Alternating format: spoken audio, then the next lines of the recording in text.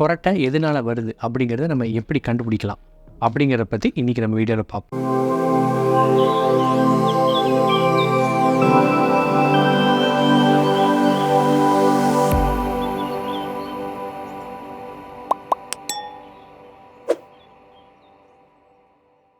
வணக்கம், நான் உங்கள் ENT டாக்டர் விக்னேஷ் கோகுல். நம்ம இது முந்தின வீடியோவிலாம் நம்ம இந்த கொரட்டை பற்றியும் obstruct ஸ்லீப் apnea அதை பற்றிலாம் நம்ம பார்த்தோம். இது ஏன் நம்ம எப்படி கண்டுபிடிக்கிறது? இப்போ நம்ம டாக்டர்கிட்ட போகிறோம், அவங்க என்ன செய்வாங்க, எப்படி நம்ம இதை டயக்னோஸ் பண்ணுவாங்க அப்படிங்கிற பற்றி இந்த வீடியோவில் பார்க்க போகிறோம். நம்ம ஃபஸ்ட்டே சொல்லியிருந்த மாதிரி மூக்கில் ஆரம்பித்து நம்ம தொண்டை வரைக்கும் சுவாச குழாய் ஃபுல்லாகவே மூக்கிலேருந்து இங்கே வரைக்கும் எங்கே வேணாலும் அடப்பு இருக்கலாம்.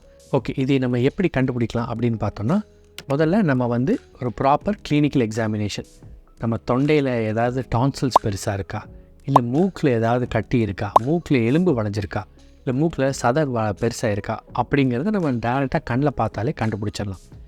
இதுக்கு அடுத்து வேறு என்ன பண்ணலான்னா, ஒரு வேளை நம்மளுக்கு மூக்கில் பிரச்சனை அதிகமாக இருக்குது அப்படிங்கிற சந்தேகம் இருந்தால் நம்ம அதுக்கு ஒரு சிடி ஸ்கேன் சைனஸ்க்கு எடுத்தோம்னா அதை நம்மளால் பெட்டராக விஷுவலைஸ் பண்ண முடியும்.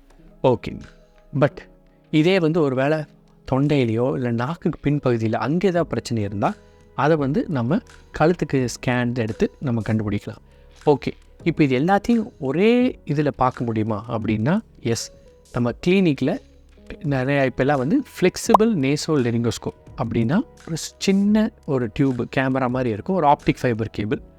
ஸோ அதை நம்ம மூக்கு வழியாக நம்ம செலுத்தி அதை நம்ம தொண்டை வரைக்கும் அனுப்பி நம்ம கம்ப்ளீட்டாக நம்மளால் லைவாகவே அதையே எங்கே அடப்பு இருக்குது, எங்கே பிரச்சனை இருக்குது அப்படின்னு ஃப்ளெக்சிபிள் நேசல் லெரிங்கோஸ்கோப்பை மூக்கு வழியாக செலுத்தி தொண்டை வரைக்கும் நம்ம அப்படியே போய் நம்மளால் எந்த இடத்துல அடைப்பு அதிகமாக இருக்குது அப்படிங்கிறத நம்மளால் லைவாக பார்த்து தெரிஞ்சுக்க முடியும். அது மட்டும் இல்லாமல் அதை நம்மளால் பேஷண்ட்ஸும் அது எங்கே பிரச்சனை இருக்குன்னு அவங்களாலையும் பார்த்து தெரிஞ்சுக்க முடியும். ஓகே, அண்ட் இதோட அட்வான்டேஜஸ் என்னென்னு பார்த்தோம்னா, இது கிளினிக்கில் பண்ணக்கூடிய ஒரு சிம்பிள் ப்ரொசீஜர். ஒரு 10 மினிட்ஸில் நம்மளால் இது ஈஸியாக பண்ணிட முடியும். இதில் எந்த விதமான ஒரு எக்ஸ்போஷன் டு ரேடியேஷனோ அந்த மாதிரி எதுவுமே கிடையாது.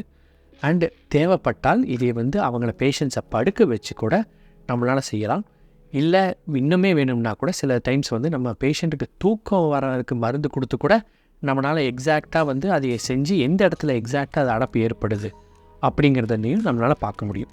ஓகே, இதை தவிர்த்து வேறு என்ன இருக்குது அப்படின்னு பார்த்தோம்னா, டைனமிக் ஸ்லீப் எம்ஆர்ஐ அப்படின்னு ஒன்று இருக்குது.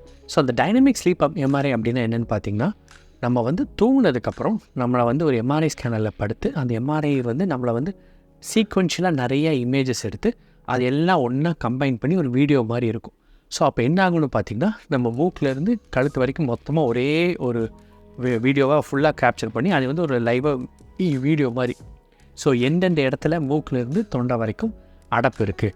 ஓகே, ஸோ இந்த மாதிரி நம்ம டெஸ்ட் பண்ணி அது எங்கே பிரச்சனை இருக்குதுன்னு நம்ம அதை கண்டுபிடிச்சாதான் அதுக்கு ஏற்ற மாதிரி நம்மளால் அதையே ட்ரீட் பண்ண முடியும். ஏன்னா எல்லாத்துக்கும் ஒரே பிரச்சனையினால தான் இந்த கொரட்டையோ இல்லை இந்த ஸ்லீப் அப்னியா வருங்கிறது அவசியம் கிடையாது. மல்டிபிள் லெவல்ஸில் பிரச்சனை இருக்கலாம். ஸோ அது எந்த இடத்துல எக்ஸாக்டாக இருக்குன்னு தெரிஞ்சால் மட்டும்தான் அதுக்கான ப்ராப்பர் ட்ரீட்மெண்ட்டை நம்மளால் கொடுக்க முடியும். தேங்க்யூ.